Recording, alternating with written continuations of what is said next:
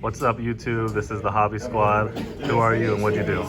Tommy with the Hobby Squad just got first place at Cool Comics with Bird Up. Bird Up, okay. Well, no, Base Birds. Okay, a little spice in it. Let's see how it is then. All right, so three Warbler. He's just your starter. It's kind of works how like the tennies work. Like it's just a body out there. You could synchro with Red Rose. If you don't actually have the other names, he still does stuff. But these are more of the brickier ones where like you actually need other stuff for them to work. I wanted to run one of each because they all do their own thing. These are the extra extender is nice. You don't have to play this one. But I thought it was necessary, and then these two you have to play. I didn't play Canary because it's more of a follow-up card because it locks you into Exceeds, and the deck just can't be locked into Exceeds. And I'm not really worried about follow-up. I'm mostly just trying to make fun boards. It's more of a fun deck, and it's just, I don't know, it's just to make nice boards. I only did 2 Nerval, triple Fractal, and 1 Caress. This lineup, pretty much you can summon this off the Swallow. And you never really want to normal any of these. The only reason this is here is to just dump this. If you really have to, and it's one of those hands, you can dump the Nerval to add the Caress. You don't really want to normal these because you can't get their effects because we do play the Brave cards. Okay. I'm also playing 1 Soul, 1 Illusion. I'm doing the 101. This is kind of like the Jesse Cotton, that whole team build where it's like I'm playing those main engines, and I just threw in some bird cards. So this right. is you can Plus search. searchable, Yeah, right. it's searchable with the Herald, and it conflicts with Prosperity. So we're just doing 1 and 1. Okay. This engine's really good. I was drawing these a lot today, but you have to play them. The 1 Snow, the card's really good. Like it just allows the deck to have a much higher not ceiling, but like it just allows you to play through droplets and stuff a lot better, and just other board breaking cards like that. The Red Rose package, this stuff honestly makes the deck so much better. I tried to play without it, but like just being able to synchro with the level 1s and putting like Herald on board it's so good, and just it makes Predaplant real easily. Like it's just good. The Brave stuff. Yeah, it makes Verte. Brave stuff. The other stuff's in the back, but you have to play you don't have to play them, but like it's just really good. You can obviously synchro with them, make your shooting, whatever it's called, Riser Dragon plays, and it was good.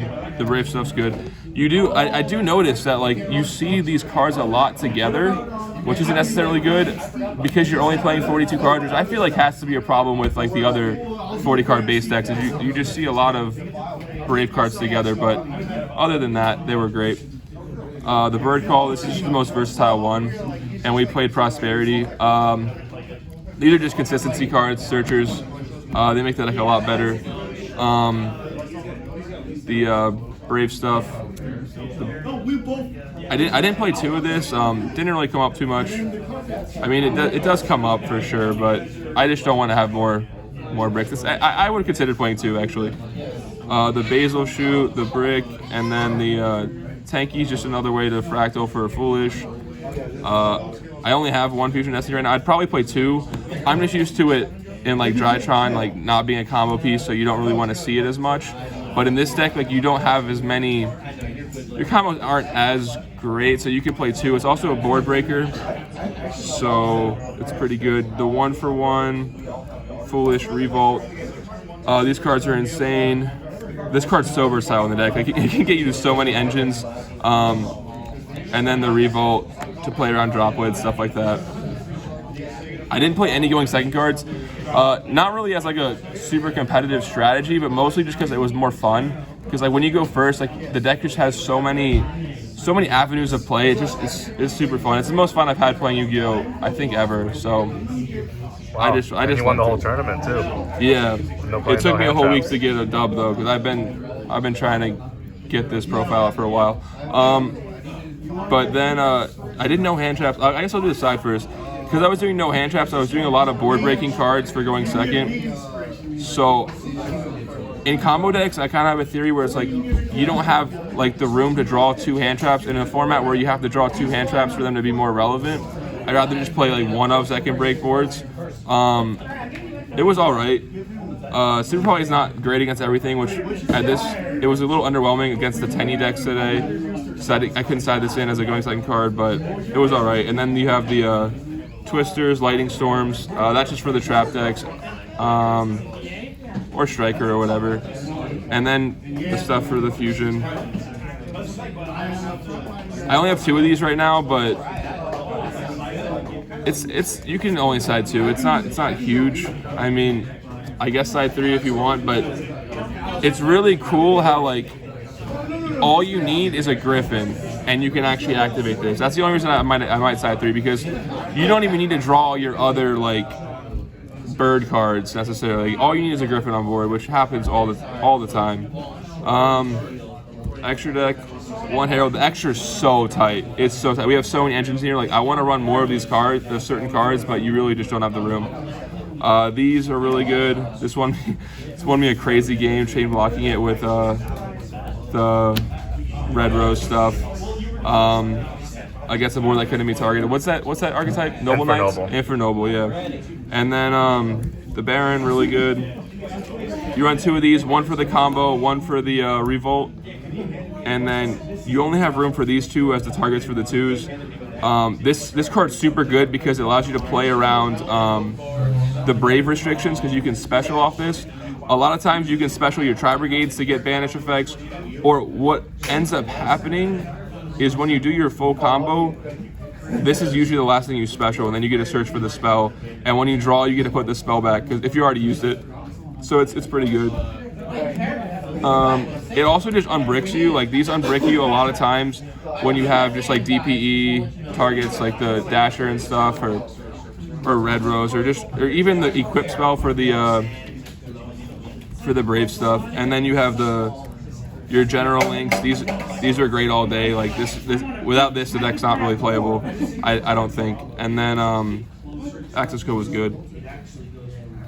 I would want to run 2 of these, but you just have absolutely no room. I'm also only running the 1 Fusion Destiny right now, but like I don't know. This card was amazing.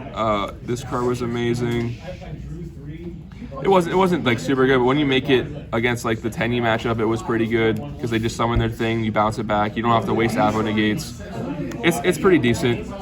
And then you have the Zeus and the Phoenix Enforcer. We don't have room for the Nightingale or the Downard, exactly. So we're just running the Bear Zeus minimum. It actually won me a game today, but you'd have no room in the extra deck. So what kind of ending boards are you usually doing? Ending boards, I mean, you're usually making this. A lot of times what happens is you have to pop this with this because this locks you. So you have to end unlocking this, and you'll be setting the Revolt. It really depends. That's why the deck's so fun. The ending boards are different almost every time. I mean, you end on these sometimes. You end on these sometimes. And that's about it. And then, I mean... Yeah, against me, you had an Appaloosa. An Appaloosa, yeah. You could end on Appo. Also, like the Griffin Rider negate, depending on what, like, I'm not saying you're ending on all of this. I'm just saying it changes every time. This is really cool because it puts the what's it called engraved, the snow. I'm not playing the token collector right now. I just don't want the extra brick, and I think snow's enough. It's really cool how if you actually draw the snow to send off this, there's times when you can actually get it back in your deck because of this card, which is cool. And then you can make Black Rose on your opponent's turn, which is really fun with this. I guess I should put these this way.